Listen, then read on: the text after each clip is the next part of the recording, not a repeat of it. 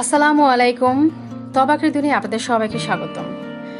বাংলা রান্নার খোঁজে পর্ব 7-এর আমার আজকের রেসিপি কাঁঠাল বিচির ভুনা ভর্তা। কাঁঠাল বিচির ভর্তা তো অনেক খেয়েছেন, তাই না? কিন্তু আমি যেভাবে করেছি সেভাবে খেয়েছেন কিনা জানি না। আর যারা আমার মতো কাঁঠাল বিচির খাবার একদমই পছন্দ করেন না, তারাও যদি একবার এইভাবে ভর্তা করে খান তাহলে বলবেন যে মাংসের তরকারি এই ভর্তার কাছে কিছুই না। আর যারা পুরো নিরামিষভোজী তাদের জন্য তো এটা অবশ্যই একটা স্বর্গীয় খাবার। মূল রান্না শুরু করার আগে এর পরিষ্কার পদ্ধতি একটু বলে নিচ্ছি। প্রথমে বিচিগুলোকে 3 থেকে 4 ঘন্টা ভিজিয়ে রাখবেন। যখন দেখবেন নরম হয়ে গিয়েছে তখন একটা চাকু দিয়ে উপরে লাল স্কিনটা যতটা সম্ভব উঠিয়ে ফেললেই হয়ে যাবে। তো দেখে নিন আমিষের ফ্লেভারে নিরামিষী এই পদটি তৈরি করতে আমার কী কী লেগেছে এবং এর প্রস্তুত প্রণালী।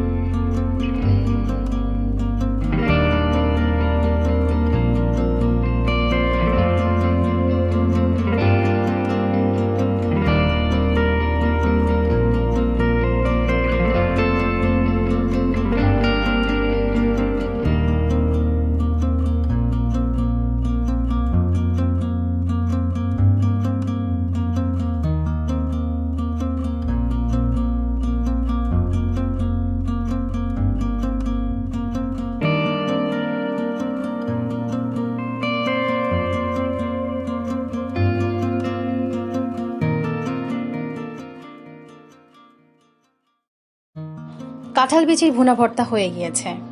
এই রান্নাটা একটা বিষয় খেয়াল করবেন, কাঁঠাল বিচির ভুনা ভর্তাটা একদমই হালুয়ার মতোই হবে।